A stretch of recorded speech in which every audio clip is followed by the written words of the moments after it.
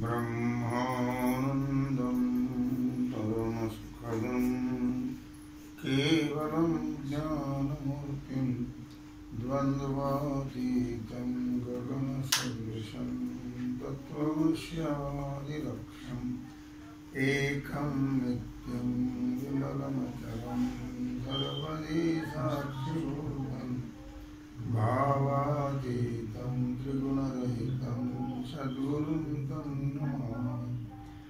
गुरुर्ब्रह्मा गुरुर्विष्णु गुरुर्देवो महेश्वरः गुरु साक्षात् परब्रह्म तस्मै श्री गुरवे नमः। शङ्करं शङ्कराचार्यं केशवं बादरायणं सूत्रभाष्यकृतौ वन्दे भगवन्तौ पुनः पुनः।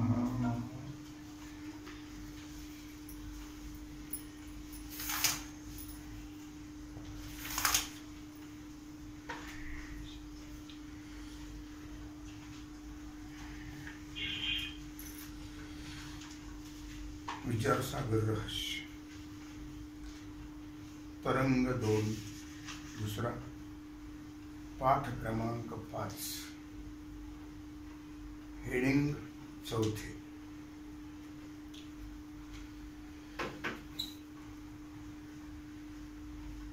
साभास अंतःकरण विशिष्ट चैतन्याला जीव असं म्हटलेलं आहे. काल आपला झालेला विषय आणि त्यामध्ये साभास अंतःकरण एवढा भाग विशेषण आहे. ज्या अंतःकरणामध्ये साक्षीचं प्रतिबिंब पडलेलं आहे त्या अंतःकरणाला साभास अंतःकरण असं म्हणतात.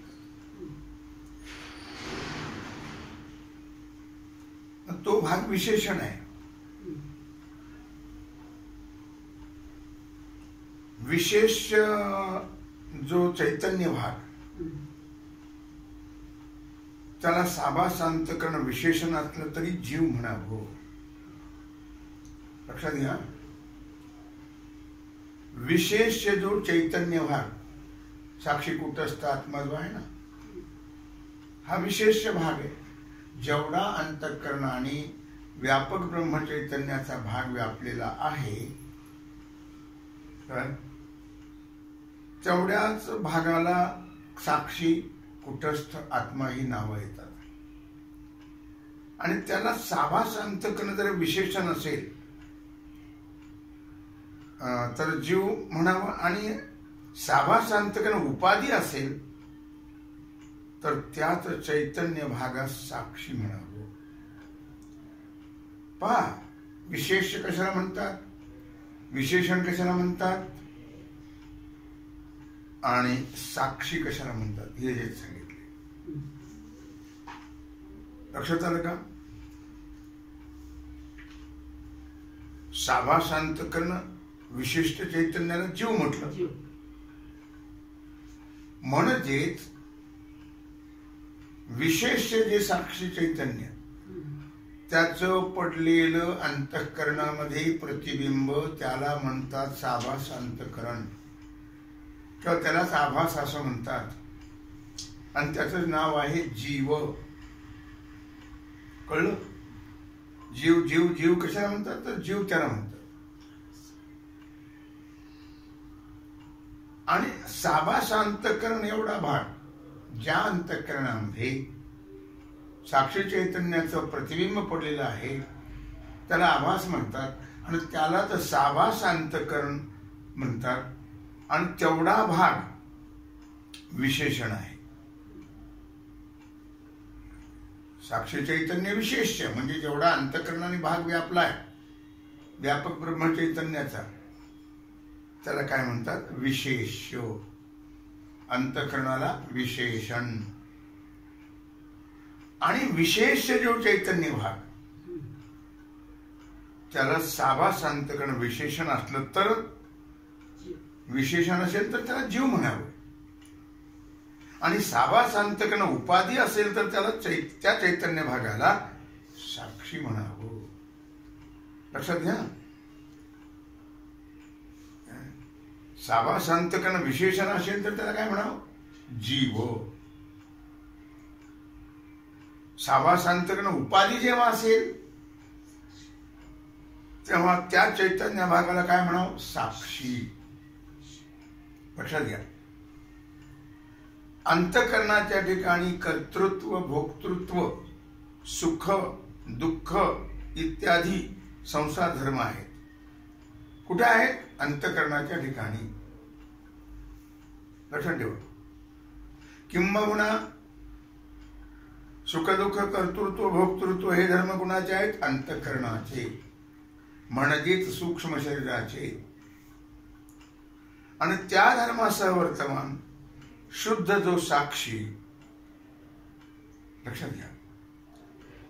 हे जे कर्तृत्व, भोक्तृत्व, सुख दुःख हे जे संसार धर्म आहेत का नाही, या धर्मासह वर्तमान जो शुद्ध साक्षी त्याचं ज्यावेळी अंतःकरण ज्ञान करून देते त्यावेळेला अंतःकरणाला विशेषण म्हणावं. त्यावेळेला अंतःकरणाला काय म्हणावं? विशेषण म्हणावं. नाही लक्षात आलं तर विचारचं. आपल्या धर्मासह वर्तमान विशेषणाची व्याख्या कंस करून ठेवा.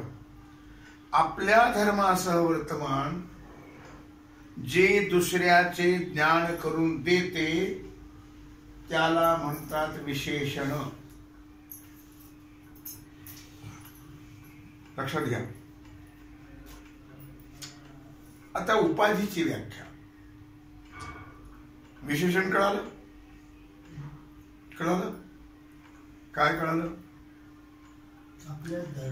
आपल्या धर्मासह वर्तमान. अरे धर्म म्हणजे हे कुठले धर्म आहेत का नाही? काय धर्म सांगितले आता वरती? कर्तृत्व, भोक्तृत्व, सुख दुःख हे संसार धर्म म्हणलं का? मग त्या धर्मासह वर्तमान जो साक्षी त्याचं ज्यावेळी अंतःकरण ज्ञान करून देते त्यावेळेला त्या अंतःकरणाला विशेषण म्हणावं. लक्षात घ्या. हे सगळ्या व्याख्या आहेत. नंतर आपल्या धर्मासह वर्तमान जे दुसऱ्याचं ज्ञान करून देते त्याला विशेषण म्हणतात. ही विशेषणाची आहे व्याख्या. आणि आपण वेगळे राहून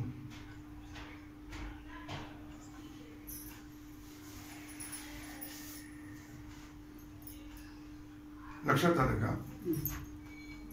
आपण वेगळे राहून जे दुसऱ्याचं ज्ञान करून देते त्याला म्हणतात उपाधी. कळलं? विशेषण कळलं, उपाधी कळली. विशेषण काय करतं? आपल्यासह वर्तमान दुसऱ्याचं ज्ञान करून देते त्याला विशेषण. उपाधी कळली. आपण वेगळं राहून जे दुसऱ्याचं ज्ञान करून देते त्याला काय म्हणतात? उपाधी. ह्या कानात चाप आहे का नाही? हा कान नव्हे, हे कान उपाधी आहे. आणि श्रोत्र हे छिद्र हे कान आहे. त्याला म्हणतात खरं हे श्रोत्र. आणि याचं ज्ञान याने करून दिलं ह्याचा काही उपयोग नाही, शोभाचे फक्त. ही उपाधी आहे आणि याचं ज्ञान करून दिलं उपहिताचं. याला उपहित म्हणतात. लक्षामध्ये काळा घोडा सोपं उदाहरण दिलं. या वाक्यामध्ये घोडा हे विशेष, घोडा हे विशेष, काळा हे विशेषण. काळा रंग काय करतो? आपल्यासह वर्तमान विशेष घोड्याचं ज्ञान करून देतो. काळा काय करतो? रंग आपल्यासह वर्तमान घोड्याचं ज्ञान करून देतो. आपल्यासह वर्तमान जे दुसऱ्याचं ज्ञान करून देत त्याला विशेषण म्हणतात. लक्षात घ्या. मग त्या काळ्या रंगाने काय केलं, घोड्याचं ज्ञान करून दिलं स्वतः. त्याचं नाव विशेषण. लक्षात घ्या. आणि काळा घोडा, घोडा हे विशेष्य आणि काळा घोडा हे विशिष्ट. कळलं का? काळा रंग हे घोड्याचं विशेषण आहे. नंतर काळा घोडा, नुसता घोडा हे विशेष्य आहे आणि काळा घोडा हे विशिष्ट. खाली लिहून ठेवा, खालच्या मोकळ्या जागेवर एकदम खाली विशेष्य लिहा. 1 नंबरला विशेष्य, मदिलेचं विशेषण आणि बाजूला लिहायचं विशिष्ट. एकदम कडे लिहायचं विशेष कोपऱ्यात तिकडं पलीकडं करंगळीजवळ. मध्ये लिहायचं विशेषण आणि बाजूला लिहायचं विशिष्ट. पुन्हा खाली सांगायचं मला तुम्हाला. लिहिलं का? आता विशेषण लिहिले का? त्याच्या पुढे अधिकचं चिन्ह मांडायचं. विशेषण अधिक. अधिकचं चिन्ह कळतं का? विशेषण अधिक. हे पहा, अधिक विशेष्य अधिक. बरं का? विशेष्य लिहिलं ना, विशेष्य विशेष्य त्याच्या पुढे अधिक विशेषण आणि 2 रेखा वाढायच्या पुढे बरोबर विशिष्ट. विशेष्य अधिक विशेषण बरोबर विशिष्ट. आता विशेष्याच्या खाली आत्मा लिहा. विशेष्याच्या खाली आत्मा.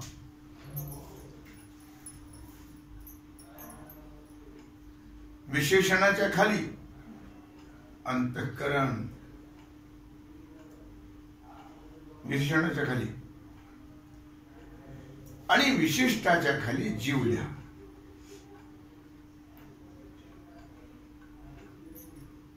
कळलं? विशेष अधिक विशेषण बरोबर विशिष्ट. आत्मा हे विशेष्य आहे, अंतःकरण हे विशेषण आहे आणि जीव हा विशिष्ट आहे. कळलं का? कानाचा चाफ्यात जे छिद्र असते, कानाच्या चाफ्यात जे छिद्र, इथे छिद्र आहे की नाही, हे छिद्र हा कानाचा चाफा. करंजी सारखा आकार असतो, त्याला काना म्हणतात. कानवला. खेड्यामध्ये करंजीला काय म्हणतात? कानवला. म्हणजे कानासारखा आकार असतो करंजीचा, म्हणून त्याला कान म्हणतात.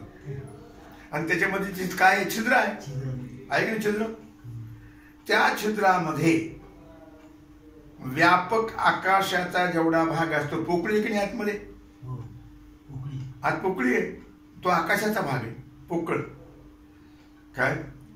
तेवढ्याच आकाश भागाला, त्या पोकळीला श्रोत्र नाव आहे. काय नाव आहे? श्रोत्र. मशीन आतमध्ये आहे, त्या पोकळीचं नाव आहे श्रोत्र. ऐकण्याची मशीन ही पोकळी नव्हे, ते आतमध्ये यंत्र. या ठिकाणी कानाचा चाफा काय करतो? आपण वेगळं राहून आपल्या छिद्रासह असणाऱ्या आकाशाचे किंवा आकाश भागाचे श्रोत्र असे ज्ञान करून देतो. लक्षात घ्या. कळलं नाही तर विचारा. या ठिकाणी कानाचा चाफा जो आहे, हा चाफा कानाचा, हे कानवला, हा काय करतो? आपण वेगळं राहतो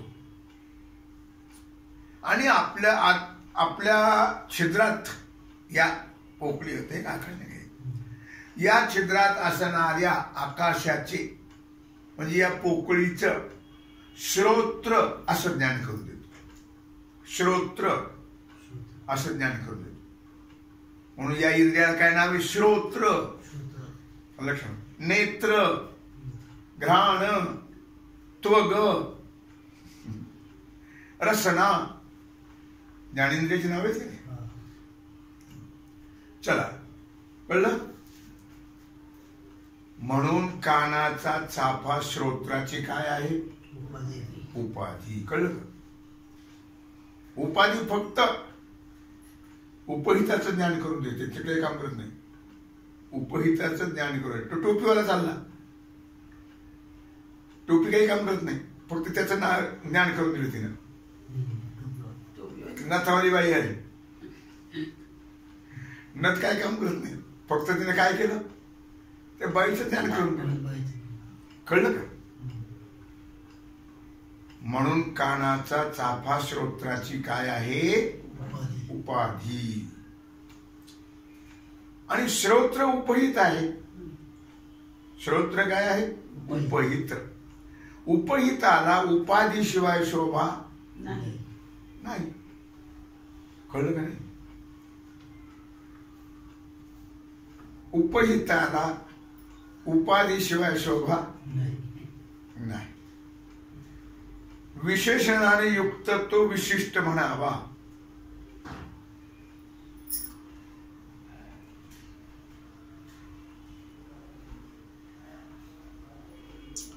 विशेषणाने युक्त तो विशिष्ट म्हणावा. लक्षात घ्या, कंस करा त्याला. उपाधीने युक्त तो उपहित म्हणावा. कळलं का नाही? विशेषणाने युक्त तो विशिष्ट. विशिष्ट कळलं का? कोणाला म्हटलं विशिष्ट? जीव. बरोबर. उदाहरणात कोणाला म्हटलं विशिष्ट? उदाहरणामध्ये काळा. बरोबर. कळलं. आणि उपाधीने युक्त ते उपहित म्हणावं. मग उदाहरण काय सांगितलं उपाधीचं? उपाधीचं उदाहरण काय सांगितलं? श्रोत्र. बरोबर. मग उपाधी कोणती आहे? चाफा. बरोबर. आणि उपहित काय आहे? छिद्र. हे आकाश आहे ना, पोकळी, ते काय आहे? उपहित. त्याचं ज्ञान करून दिलं यांनी. हे फक्त दागिने घालण्यापुरते शोभा आहे त्याची. कोणी मुलं म्हणू नये म्हणून का नाही. बाकी याचा काही उपयोग नाही. शोभे करतात आणि ज्ञान करून देण्याकरता उपहिताचं. एकच अंतःकरण अधिष्ठान चैतन्याच्या ठिकाणी साक्षीभाव उत्पन्न करते. लक्षात घ्या, एकच अंतःकरण अधिष्ठान चैतन्याच्या ठिकाणी साक्षीभाव उत्पन्न करते. त्यावेळी उपाधी आणि त्यावेळी कोण असते? अंतःकरण उपाधी आहे. ज्यावेळी अंतःकरण अधिष्ठान चैतन्याच्या ठिकाणी साक्षीभाव उत्पन्न करते त्यावेळी त्या अंतःकरणाला उपाधी म्हणावं. त्या अंतःकरणाला काय नाव आहे? इकडे लागलं साक्षीकडे की उपाधी, आणि इकडे लागलं तर विशेषण. जीवाकडे लागलं की विशेषण. असा भाग आहे त्याचा. कळलं का? आणि जीवभाव उत्पन्न करते. आता इकडं साक्षीकडे लावलं की उपाधी, जीवभाव उत्पन्न करते तेव्हा विशेषण. काय? विशेषण. अंतःकरण अधिष्ठान चैतन्याच्या ठिकाणी वास्तविक साक्षीत्व नाही. अंतःकरण, लक्षात घ्या काय म्हणते मी. अंतःकरण अधिष्ठान चैतन्याच्या ठिकाणी वास्तविक साक्षीभाव नाही आहे आणि जीवभावही नाही. कुठं नाही? अधिष्ठानाच्या ठिकाणी. अंतःकरण अधिष्ठान चैतन्य जे आहे तिथे हे दोन्ही नाही. साक्षीभावही नाही आणि जीवभावही कुठं अधिष्ठान चैतन्याच्या ठिकाणी. लक्षात घ्या, लक्षामध्ये अधिष्ठान चैतन्य म्हणजे ते आत्मा ना, व्यापक चैतन्य. आत्मा आत्मा नाही, व्यापक चैतन्य अधिष्ठान आहे ना ते. मग त्याच्या ठिकाणी दोन्ही नाहीत. काय नाहीत? साक्षीत्वही नाही, जीवभावही नाही. कळलं? अज्ञानी जीवाला आत्मस्वरूपाचं मी करता भोगता आहे असं ज्ञान होते, त्यावेळी विशेषणाच्या लक्षणाप्रमाणे अंतःकरणाला विशेषण म्हणतात. केव्हा? हे सगळे व्याख्याच आहेत. अज्ञानी जीवाला आत्मस्वरूपाचे मी करता आहे, मी भोगता आहे असं जे ज्ञान करून देते किंवा असं जे ज्ञान होते, त्यावेळी विशेषणाच्या लक्षणाप्रमाणे अंतःकरणाला काय म्हणतात? विशेषण. कळलं का? आणि ज्ञानवानाला आत्म्याचं असंग ब्रह्म रूपे करून भान होते. ज्ञानवानाला काय होतं? ज्ञान या अज्ञानी जीवाचं झालं. अज्ञानी जीवाला आत्मस्वरूपाचे मी करता आहे, मी भोगता आहे असं जे ज्ञान होतं, काय असं ज्ञान होतं, त्यावेळी विशेषणाचे लक्षणाप्रमाणे अंतःकरणाला विशेषण म्हणतात. आणि ज्ञानवानाला आत्म्याचं असंग ब्रह्मरूपाने भान होतं. आत्मा करता नाही, भोगता नाही, काही नाही, काही नाही, काही नाही. तो असंग आहे, तो ब्रह्मरूप आहे असं जेव्हा ज्ञान होतं, म्हणून त्याच अंतःकरणाला उपाधी म्हणतात. विशेषण अगोदर सांगितलं, आता उपाधी. जीवाचा विशेष भाग जो साक्षी, जीवाचा विशेष भाग जो साक्षी, त्याच्या ठिकाणी कोणताही संसार धर्म नाही आहे. कळलं? कोण? साक्षी. अंतःकरण ज्यावेळी त्याला उपाधी लागते, त्यावेळी त्याला साक्षी भाव निर्माण होतो. त्या विशेषाला अंतःकरणाची उपाधी लागल्यावर, आणि अंतःकरण विशेषण असेल तेव्हा जीव भाव आला लक्षात.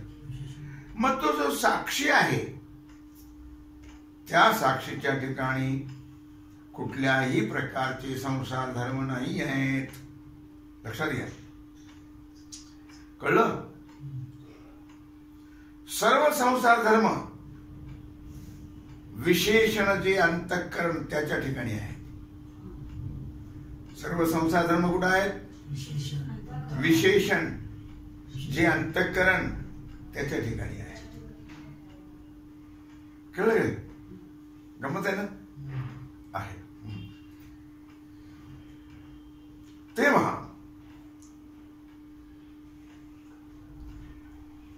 एक महत्वाचा भाग लक्षात ठेवा की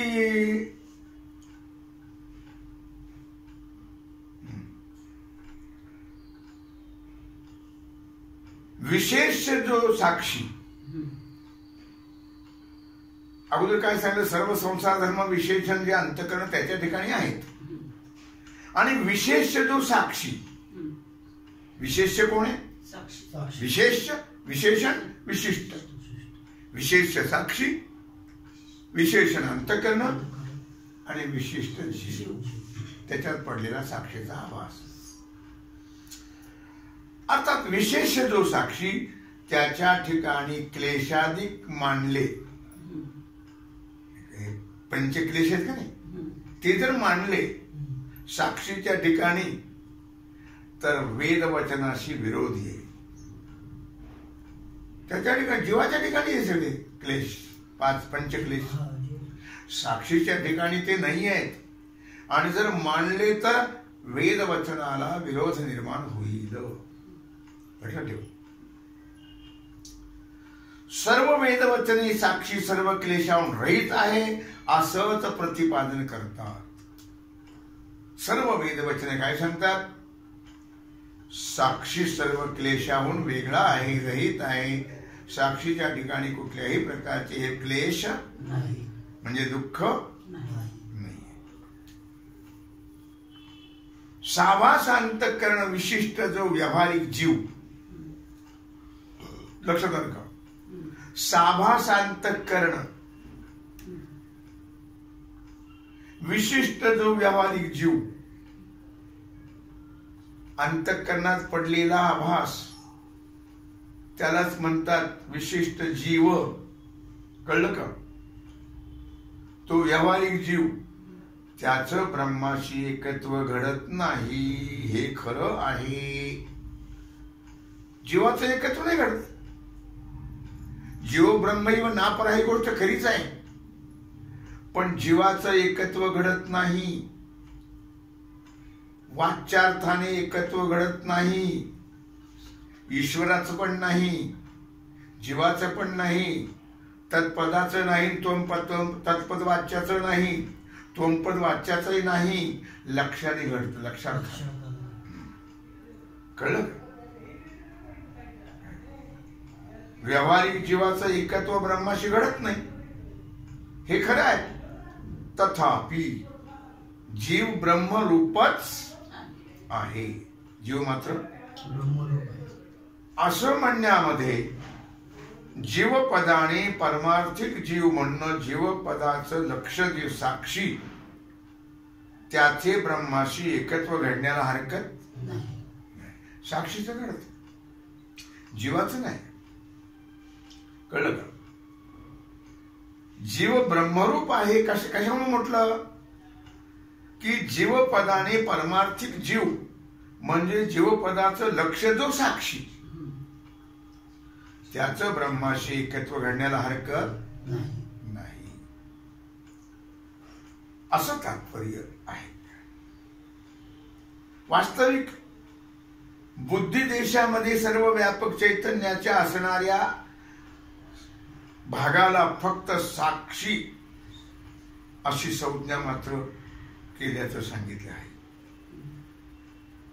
बुद्धी देशामध्ये सर्व व्यापक चैतन्याच्या असणाऱ्या भागाला म्हणजे अंतःकरण बुद्धी एकच, फक्त साक्षी असं नाव केल्याचं सांगितलंय, दिल्याचं किंवा केल्याचं सांगितलं आहे. परंतु ते दोन्ही एकच आहेत. कळलं का?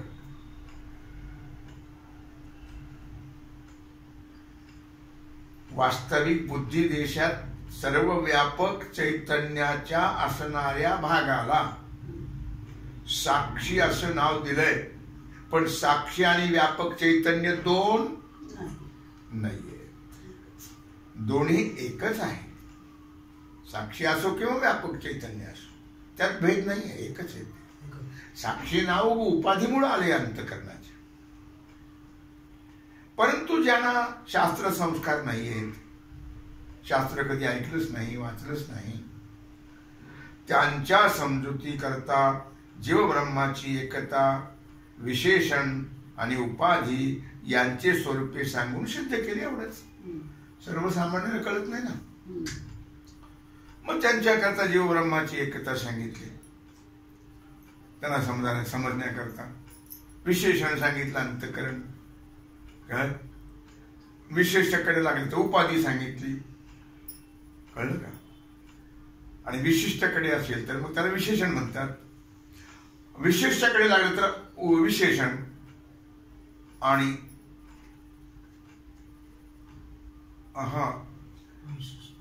उपाधी आणि विशेषण काय एकच आहे.